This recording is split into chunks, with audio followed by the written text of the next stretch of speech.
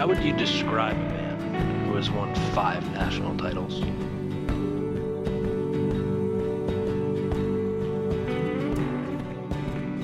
Invented the offset head.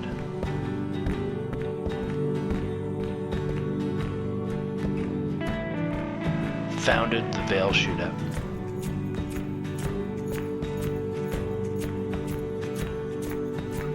Created Rocket Pocket from scratch.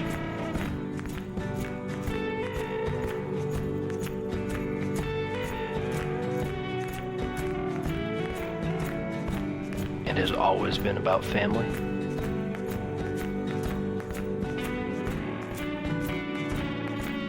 There's only one word.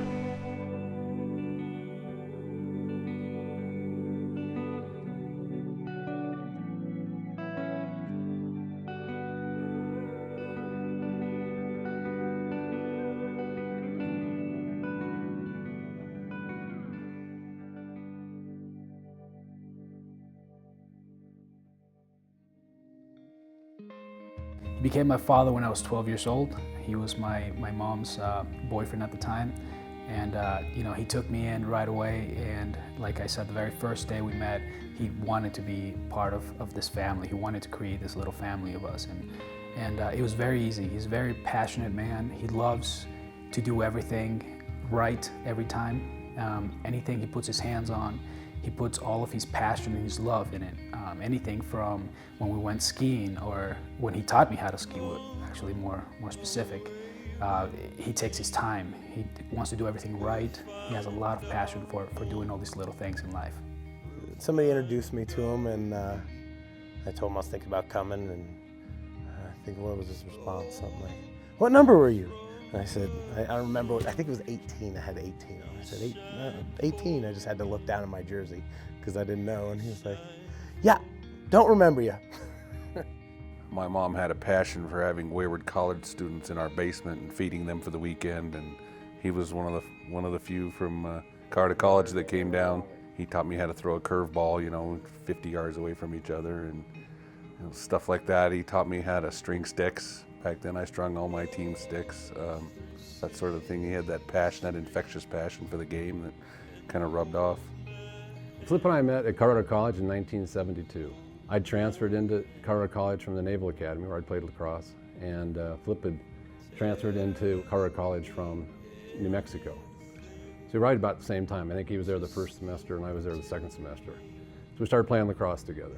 Flip was unique in his playing style, and he was an extremely gifted athlete, but he had a certain energy that was really unmatched, and just a passion for the game. We were both relatively new to the game. He played a little bit, I think, maybe in prep school a little bit, but we found ourselves just really focused on trying to become better players and learn to love the game together. I always say I majored in lacrosse because, man, I had the stick all the time, and I just was so excited about. I missed playing team sport at a high level. I went to the University of New Mexico. A little too small to play football or whatever. They didn't have much. I had a little experience in lacrosse, enough I wanted to play something when I got to Colorado College. I wanted to play a team sport, and I just chose that. And I saw how far behind I was, and that inspired me. It didn't discourage me. I remember him, though, as a college player, a little bow-legged guy going out there to face off, and taking the ball down, and he was one of the few that had a wind-up sidearm shot, and as the ball boy, I got to chase it several times. The first time anybody called me a shooter, when I had the ball, I had to look around and see who they were talking about, because it just was never me. I did other things, but I can't tell you how empowering that was for me as a player. It's always been about the game. That was their motto, if you have it, I mean, a lot of the rules we use in Vail have been adopted. We have a shot clock in lacrosse now. Well, guess where that came from? A lot of the rules we play with, we tried out up there. Let's give this a whirl and see what people think of it, and let's try and make the game better. He's always been for that. Back when we were at Carter College, there was a group of players out of the Aspen area called the Aspen Stickmen. that put a team together, and then they started looking for people to play, and they invited us up to play up in Aspen. So the first few years we were in Aspen, but the reason for it was just players wanting to get another game in. It was an invitation to Earl Bill to come join us that actually started, bringing in outside teams to the Vail tournament. And it's that kind of bond between rivals in part, and then fellow teammates in other parts, that was really probably the thing that fostered the growth of the tournament. So with Earl coming in, and then some people that I played with at the Naval Academy were on the West Coast, and they brought teams in, and then it just kind of mushroomed from that. I take my family with me to Vail every year. It's part of their life. Like, they talk about it like it's just the next day. Like, we're going to Vail. What are we going to do in Vail? Well, what are the dates? So my kids are just very involved in it, and yeah, it's because it took me a lot. I had done some growing up before I got to college, but he really helped me with some of the man stuff. Like, you have to do stuff you don't want to do, you have to do stuff that you don't like, but you got to do it. And if you do it, you'll be better for it. Those kind of things were daily things, I mean, it kept going too, because I know Flip as a coach, as a co-coach, as I was his assistant, as a worker. He was my boss, as a father figure, as even a mother figure. I mean, he was just a parental figure. Like, my parents were very involved in my life, but yet he knew how to give extra. He was like the cool uncle, and then he was like the tough uncle. He knew how to pat me on the back and kick me in the butt kind of at the same time. And that's why I really responded to him.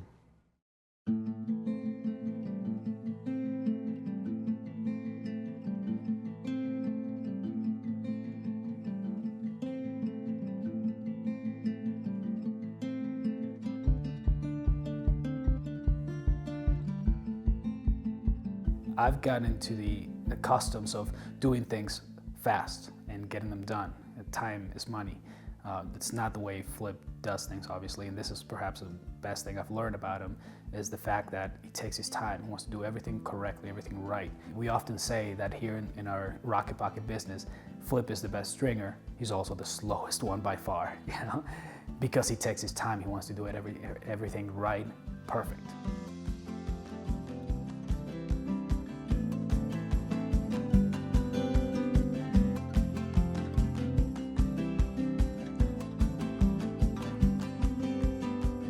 I saw guys running down the field without the ball that were really good players that didn't know they didn't have the ball, and I didn't want that ever to be me right away. And I couldn't believe that it was them, when I was not very far into the game. And that sort of motivated me. And the pocket rocking and the ball not rolling around. Now, some guys like it to roll around, and I get it, it's okay, but for me, trying to get the perfect pocket, that everybody sort of likes, and we do, I try to expand into different kinds of pockets, but always believing that the center is where the ball should be. I think that, throwing and shooting are very different things. And the more you can marry those two things, where you can do the things you need to do to get the shot off you want to get, and also be able to make a feed or whatever, and they can't knock it out of your stick so easy, which I think a lot of times it's how you keep your stick, Everyone has to know a little bit about how to keep your stick. He thinks there's a lot of smart people who can actually look at the Rocket Pocket and duplicate it, because it's very difficult. Even I have a hard time stringing an entire pocket. It's got a big name for itself, for a pocket, and it gets confused with other traditional pockets a lot of times. So if people see a leather pocket, they think it's a rocket pocket. And the main reason is because it's been here for 26, 27 years now. Being out there for so long, obviously there's something good about it. If people are still wanting to try it out and to buy it and to use it in their games. So it's fun to be part of that business that's been around for a while, and especially when it's Flip, your father, who started it all, doing everything by himself, but he put so much passion and love to it that, 20-some years later, it shows.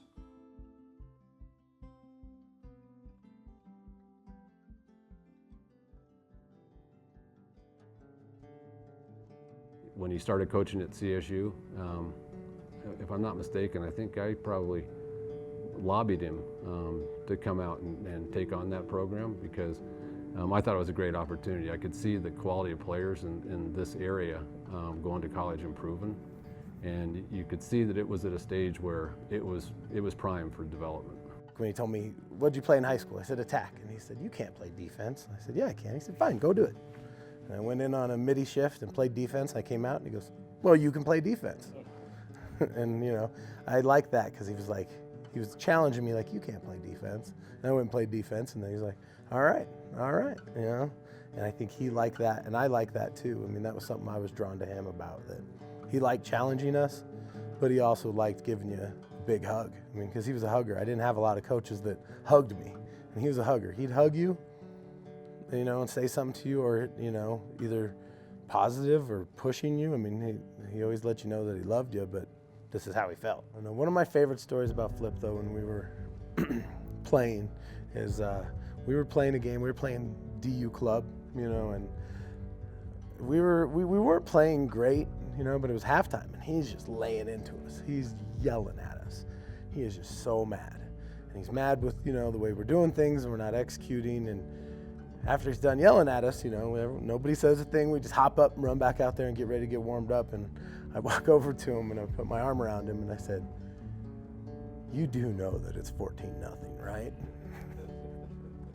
And he kind of went, "Yeah, yeah, so you think I should be a little easier?" I said, "We'll be better, don't worry about it." And he just laughed and I ran off. And, it's just something that he really, whatever it was, we weren't doing everything right, but we were winning, and he kind of laughed at it like, "Yeah, I guess it is 14-0.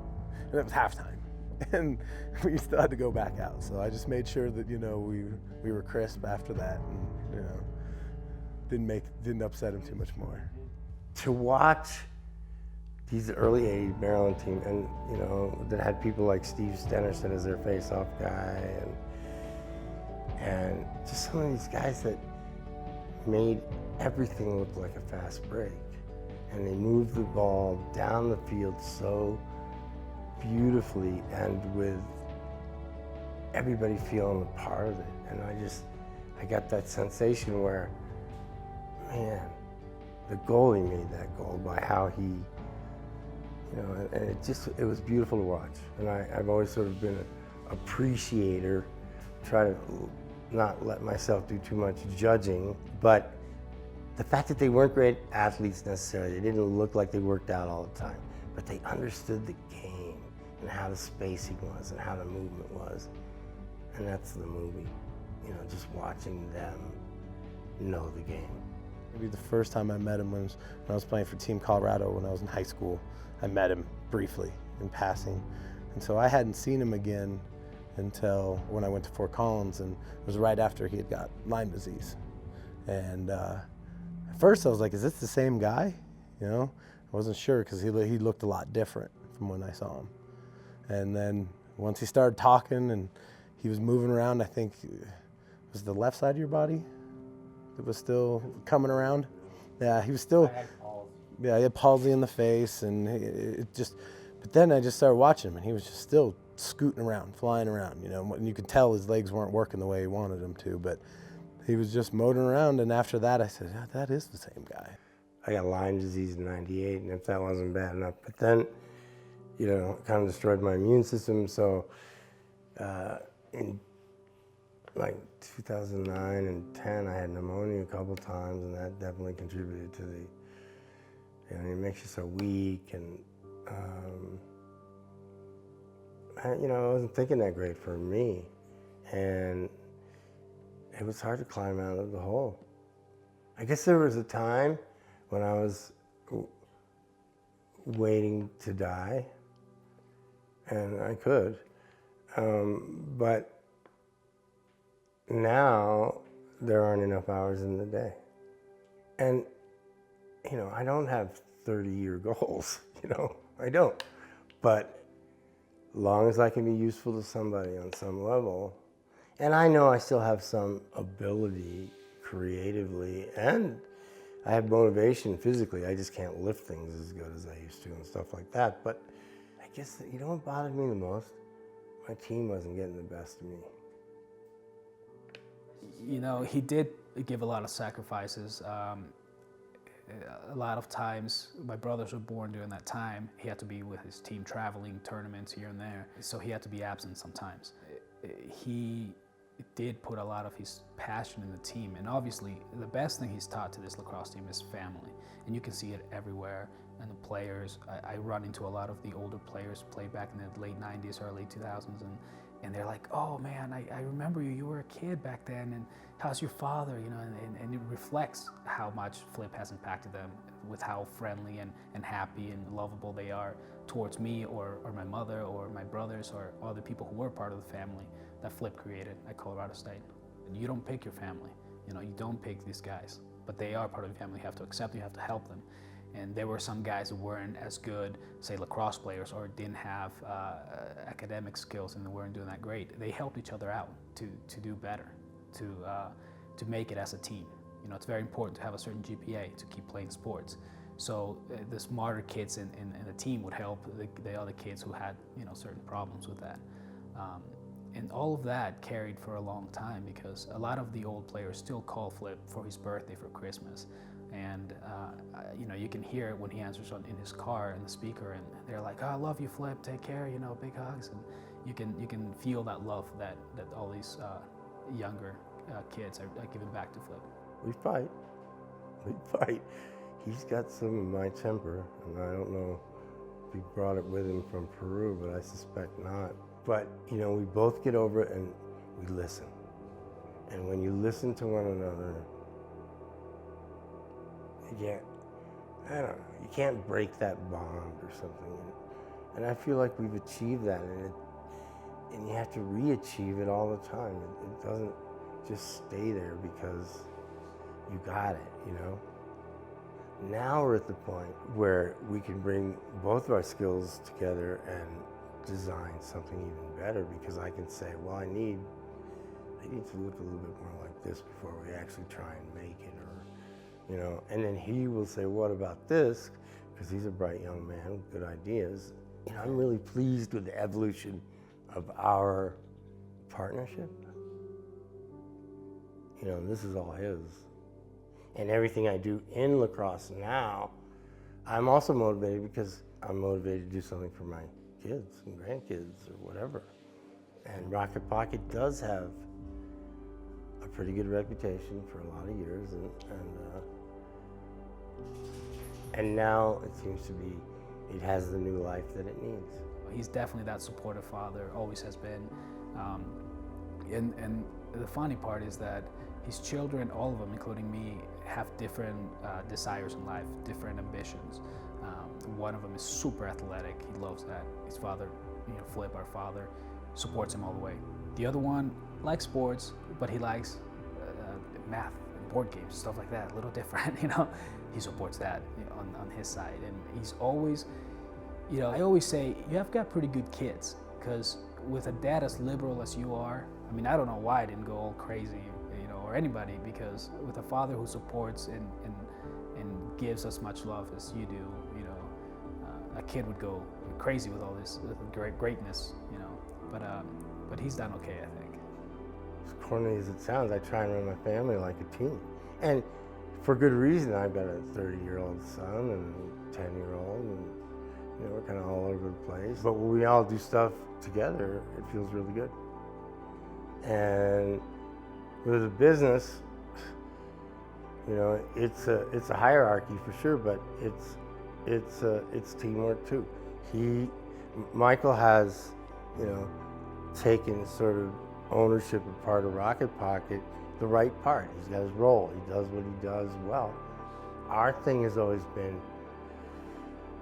quality control, you know, and that's why I'm so grateful for Epoch, because Epoch and James were willing to do, you know, the work, to listen to me and put up with me, you know, I admire the way he dealt with me, because I've been here and I've done this, and I didn't want to do whatever, you know, the been there, done that thing was. And he right away showed me sincerity, and so I figured win, lose, or draw, let's go. And I always liked the little company.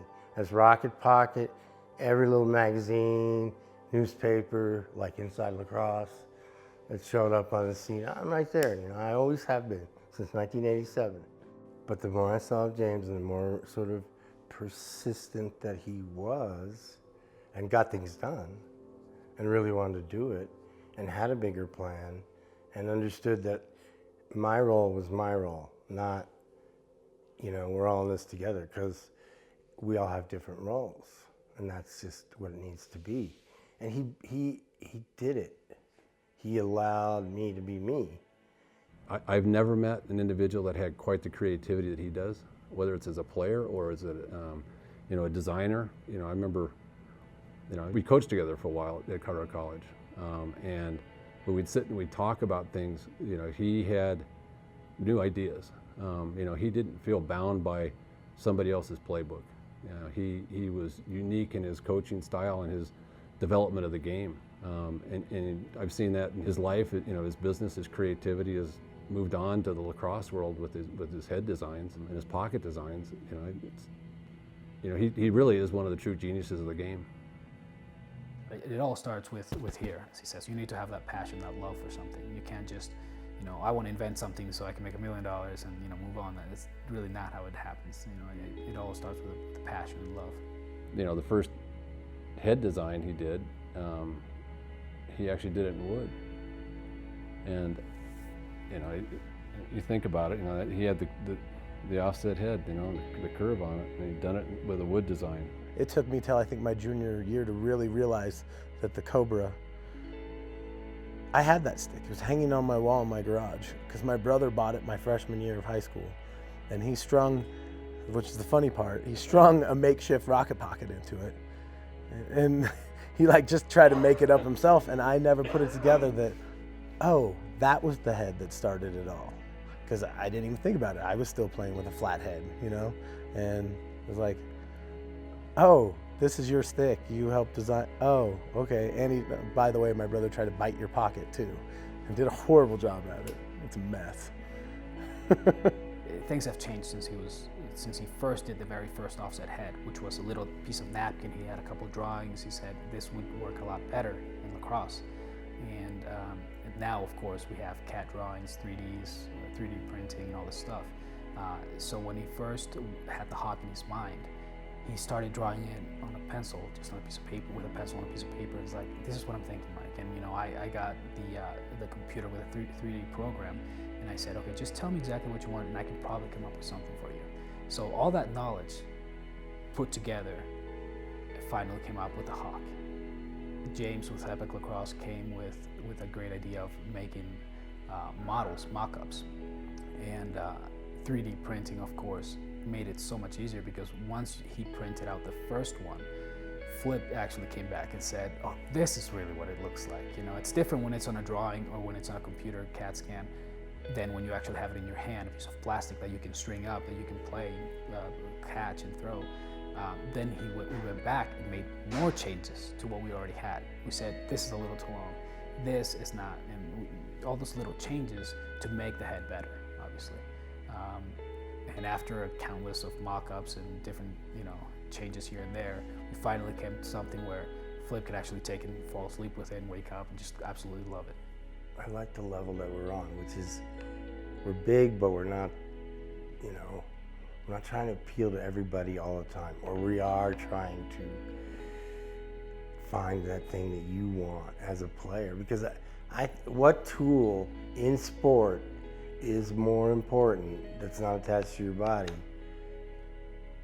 than a lacrosse stick? That you need to pay more attention to, that it has more effect over your game, that you love more if you're a lover.